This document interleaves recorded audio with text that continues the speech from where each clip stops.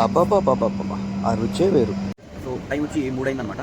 Order లేవు, తిందామని చెప్పి తెల్లవారుజామున 3 గంటలకి అర్ధరాత్రి కూర్చున్నాము. సో ఈరోజు మేము తెచ్చుకున్నది ఏందో, మేము తినేదేందో చూపిస్తాను చూడండి. వైట్ రైస్ హోటల్లో ఉంటుంది.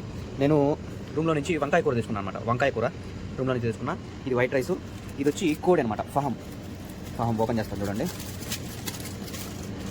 సో ఇది కోడి, హాఫ్ కోడి, మనిషికి హాఫ్ కోడి ఇస్తారు.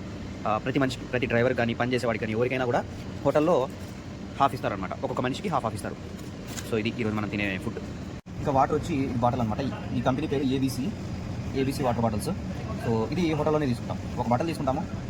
సరిపోకపోతే హాఫ్ లీటర్, ఇది సరిపోకపోతే మళ్ళీ ఫ్రిడ్జ్ ఉంటుంది, ఫిల్టర్ ఫ్రిడ్జ్ ఉంటుంది, ఆ ఫ్రిడ్జ్లో నుంచి పట్టుకుంటాం అనమాట. ఇంకా ఫైనల్గా తినే టైం అయిపోయింది. వంకాయ కూర, వంకాయతో పాటి అన్నంలో వేసుకొని తిన్నాం.